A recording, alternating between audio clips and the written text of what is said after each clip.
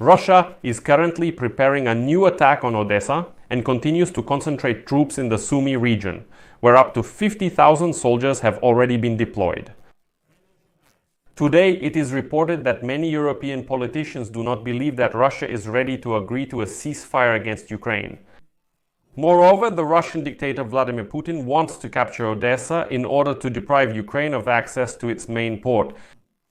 At the same time, the General Staff of the Armed Forces of Ukraine reported that the Ukrainian armed forces managed to stop the advance of the Russians in the Sumy region and even began to push them back. At the same time, the operation in the Kursk region continues. My name is Alexei Pechi. Today is June 30th on the calendar. Let's take a look at the situation on the front and the main statements from our Western partners regarding the Russian summer offensive. Before we begin, I ask you to subscribe to the channel, hit the like button, and leave any comment you like. Also subscribe to the PICHY News Telegram channel. The link is in the description of this video. There we post breaking news as soon as it comes in. So I'll start with the Sumy region, where the fighting continues today. According to reports citing Ukrainian military, the Russian army is advancing on Sumy and is 20 kilometers from the regional center. While Donald Trump keeps saying that Vladimir Putin would like to end the war, the army of the Russian dictator is shelling Ukrainian cities with a record number of drones and missiles and is trying to launch a new offensive. But they are doing it the traditional way, simply overwhelming the enemy with the bodies of their own soldiers. As the publication writes, after pushing Ukrainian units out of the Kursk region, Russia formed a 50,000-strong group that moved towards Sumy. According to Ukrainian soldiers on the front line, the attackers outnumbered the defenders by 3-1. And as the commander-in-chief of the armed forces of Ukraine, Oleksandr Syrskyi, said today, their main strategy is to wear us down with their numbers. According to him, over the past year, the front line has grown by more than 160 kilometers and now exceeds 1,200 kilometers.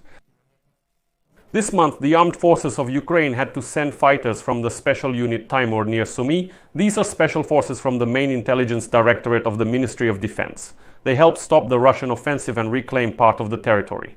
Their numbers are a big problem for us, but not enough to wipe us out. This is a statement from the commander of one of Timur's units. The enemy is losing between 300 and 400 men a day throughout the region, but they can withstand such losses and continue to bring in reinforcements. The massive assaults, which even the Russian army itself calls local, are the only thing it is capable of right now, the publication writes. Here is a quote. In fact, the Russian army is trading soldiers for territory. They have a lot of people, but they have no training at all. This is partly because more and more marginalized individuals are being recruited into the army under contract. Those with alcohol and drug problems, poor health, and the elderly.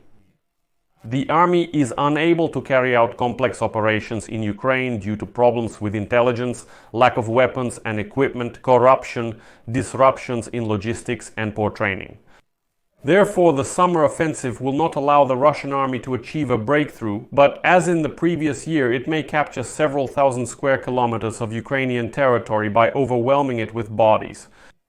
Where Russia has an advantage besides the number of soldiers is in ammunition, artillery shells, missiles, and drones. It has significantly increased the production of drones and on Sunday night launched a record number of attacks on Ukrainian cities, 537 drones and missiles, surpassing the 5,000 mark for the first time.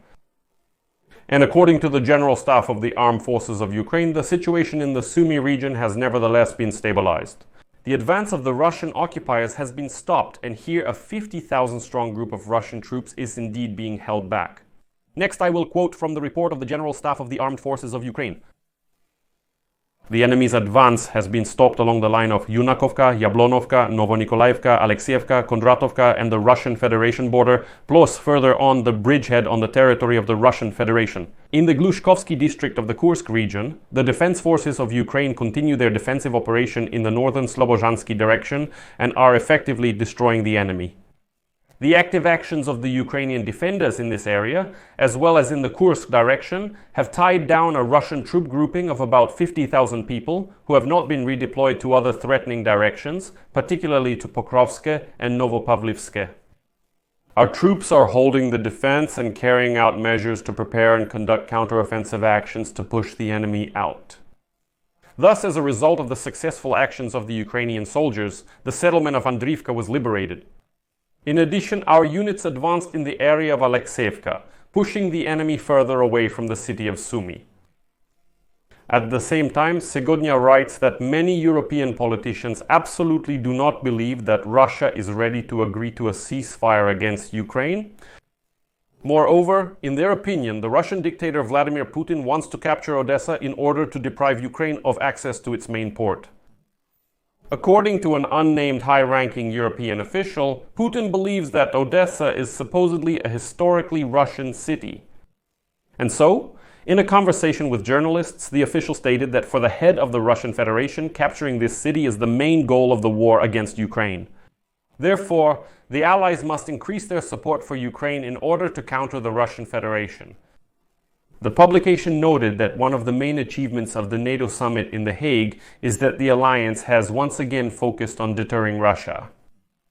The Allies also agreed to increase defense spending, which eases tensions between Europe and the United States. In addition, United States President Donald Trump met with Ukrainian President Volodymyr Zelensky on the sidelines of the NATO summit in The Hague. And the publication emphasized that this meeting went well. Nevertheless, while Ukraine's diplomatic situation seems to be improving, the war appears to be getting worse, according to the publication.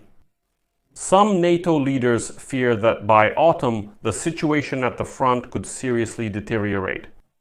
That would be much more significant than any paper commitments made in the alliance's communiqué last week.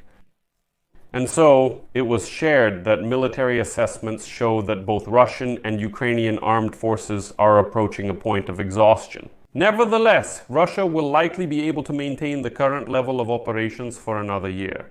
And Ukraine may reach the limit of its capabilities within 6 months if it does not receive additional significant military support.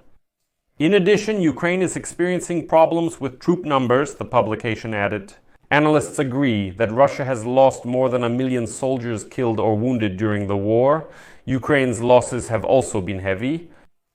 And now, several Western officials told journalists that Ukraine could lose even more territory without additional military support.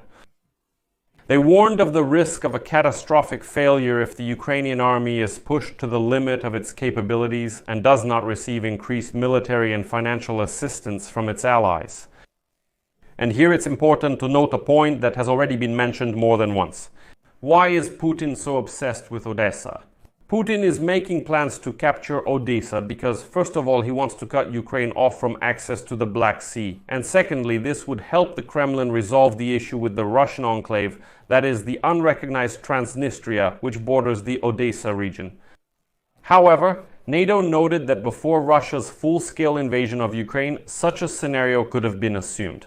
But now, for the Russians, this is an extremely difficult task. So I'll leave it at that for now. Share your opinions and conclusions in the comments below this episode, subscribe to the channel, hit the bell, and don't forget to like.